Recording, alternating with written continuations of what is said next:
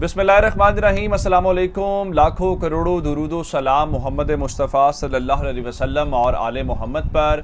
मैं हूँ उमर दराज गोंदल और आप मेरा फेसबुक और यूट्यूब चैनल देख रहे हैं।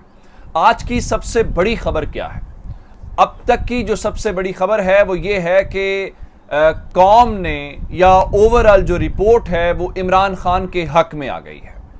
अब इस हवाले से जो इंपॉर्टेंट बात है, आपको पता है कि अगर पंजाब में गेम बदल जाए तो पूरे पाकिस्तान में गेम बदल जाती है, क्योंकि जब आपने कोई भी चीज़ करनी होती है तो सबसे पहले पंजाब की नब्ज़ के ऊपर हाथ रखा जाता है, चूंकि सीटें भी ज़्यादा हैं, यहाँ वोटर्स भी ज़्यादा हैं, तो पंजाब का रुझान ओवरऑल पाकिस्तान की सियासत का रुझान तय करता है। और अब ये जो इलेक्शन से भागने की ये कोशिशें कर रहे हैं, एक तो वजह महंगाई है, बैड गवर्नेंस है, गवर्नमेंट से मामलात नहीं संभल रहे, फिर खान साहब बार बार रोज़ाना की बुनियाद के ऊपर कौम के सामने कोई नया इंकशाफ करते हैं और बताते हैं कि ये वजूहात हैं जिस वजह से उनको हुकूमत से निकाला गया।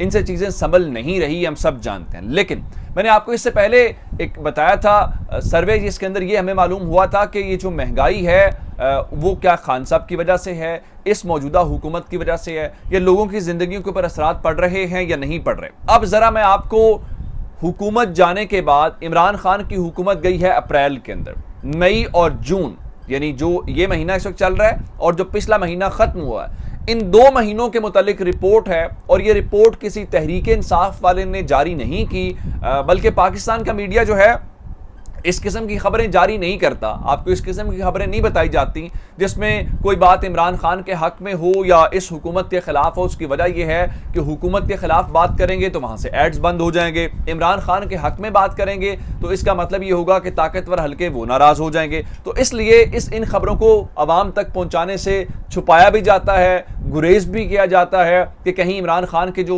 वोटर्स हैं वो मजीद इनकरेज ना हो जाए कि सूरत हाल तो बिल्कुल ठीक है। अब मैं आपको एक गैर सरकारी तंजीम, यानी एक NGO या जो भी आप उसको इदारा कह लीजिए, IRIS की रिपोर्ट देना चाहता हूं। इन्होंने मई और जून 2 महीनों के दौरान पंजाब के अंदर और पंजाब के 5 मुख्तलिफ शहरों के अंदर, यानी एक शहर के अंदर नहीं है बल्कि मुख्तलिफ शहरों के अंदर इन्होंने हवाले से सर्वे किया है। और सर्वे के अंदर बुनियादी तौर पे सवाल ये था कि क्या वो तहरीक इंसाफ के नैरेटिव को कबूल करते हैं या इस हुकूमत को कबूल करते हैं।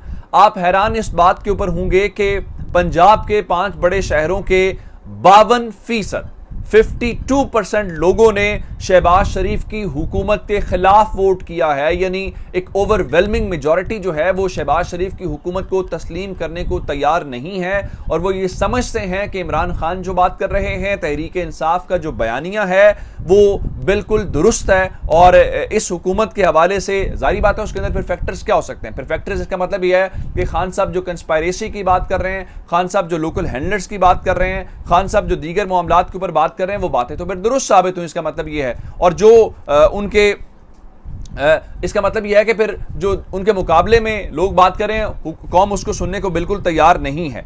अब इस बारे में मैं ऐसा नहीं है कि मैं ये आपको बता दूं जो सिर्फ तहरीक इंसाफ के हक में सारा वोट आया। ये ठीक है कि मेजॉरिटी तहरीक इंसाफ के हक में है, लेकिन वहां पे 35% लोग ऐसे भी थे जिन्होंने इस हुकूमत के हवाले से कहा है जी ये वो इस हुकूमत की हिमायत करते हैं। तो 52% और 35% से आपको अंदाजा हो सकता है कि असल मैच यकतरफा है। यही वो वजह है जिस वजह से ताकतवर हल्के हूं या ये हूं, ये इलेक्शन से गुरेज कर रहे हैं, ये इलेक्शंस में नहीं जा पा रहे या नहीं जाना चाहते। वजह क्या है? वजह क्या आपके सामने है। अब ये कोई वोट कास्ट तो नहीं हो गया, कोई बैलेट पेपर तो नहीं है, या ये तहरीक इंसाफ, ये तो एक आज़ाद या खुद मुख्तार इदारा खुद से अवाम में जाके जांचने की कोशिश कर रहा है, जिसमें अवाम खुद से बता रही है और अवाम को कोई लालच भी नहीं है, अवाम को कोई पैसे भी नहीं दिए जा रहे। तो इसका मतलब ये है कि ये मैच बिल्कुल पलट चुका है और खान साहब के हक में हो चुका है। और हुकूमत जो है वो क्या कर सकती है? हुकूमत ये कर सकती है कि हुकूमत ने यूटिलिटी स्टोर्स के ऊपर कीमतें रिवाइज कर दी हैं और वहां पे दालों की कीमतों में इजाफा हो गया है। इंटरनेशनल मार्केट के अंदर तेल की कीमत कम हुई है, लेकिन यहां पे मिफ्ता इस्माइल साहब फरमा रहे हैं जी अगर इंटरनेशनल मार्केट के अंदर प्राइसेस कम हुई तो हम जितना हो सकता है पाकिस्तान के अंदर करने की कोशिश करेंगे, कम करें।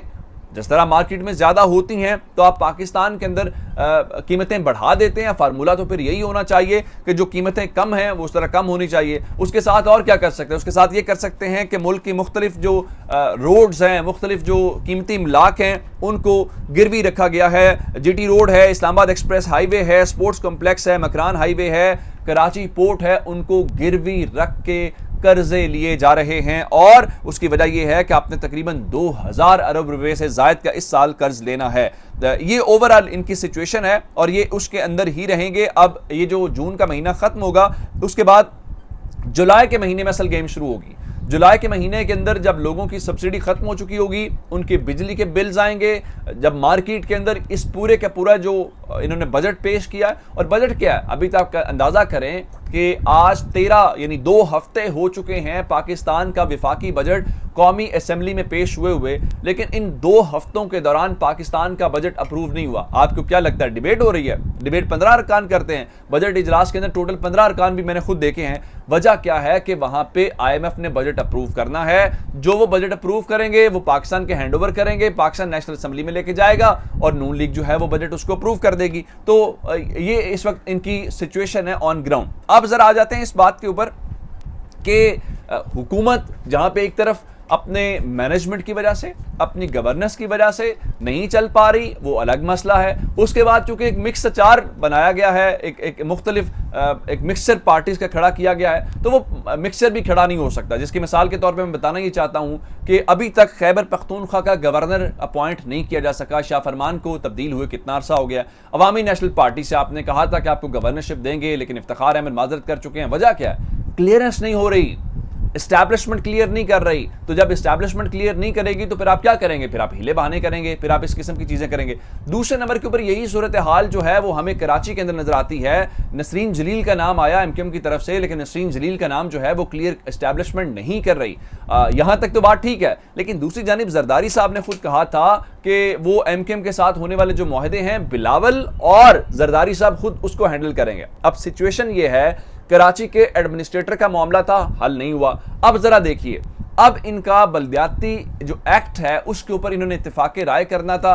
हत्ता कि हम तो खबरें सुन रहे हैं जी, मसले को हल करने के लिए जो MKM के अरकान असेंबली हैं उनको फंड्स भी जारी किए जा रहे हैं, लेकिन ये खबरों की हद तक है। असल बात यह है कि ये आपस में लड़ पड़े हैं। आज जमात इस्लामी ने कहा है कि जितने सिंध के अंदर ROs भर्ती किए गए, यानी रिटर्निंग ऑफिसर्स जिन्होंने इलेक्शन करवाना है, नईमुर रहमान साहब के मुताबिक वो सियासी बुनियादों के ऊपर किए गए। अगर वो सियासी बुनियादों के ऊपर किए गए हैं तो आपका क्या ख्याल है, वो इलेक्शन फ्री एंड फेयर करवाएंगे? सवाल ही पैदा नहीं होता। दूसरे नंबर के ऊपर चल के MKM जो है वो बिल्कुल पीपल्स पार्टी से इस वक्त राजी नहीं है। उसकी वजह यह है, पीपल्स पार्टी ने काम उनसे ले लिया है। अब जाएं अवाम के अंदर, 240 के अंदर आपने MKM का हाल देख लिया, यानी 245 के अंदर इलेक्शन होने जा रहा है अगले महीने के अंदर, वहां पे तहरीक इंसाफ भी होगी। जरा मजीद हाल आप देख लीजिएगा। अब इन्होंने अदालत से रुजू किया है और सिंध हाई कोर्ट के अंदर MKM पहुंच गया। किस बात के ऊपर? अपनी इत्तेहादी जमात, यानी वहां तहरीक इंसाफ नहीं बात कर रही, पीपल्स पार्टी आपकी इत्तेहादी जमात है जिसके साथ आपने मुआहदे किए हुए हैं। अब जरा भुगतें, अवाम को जवाब दें कि हमने इक्तदार की खातिर मुआहदे किए थे, आज हमारी वो बात नहीं सुन रहे।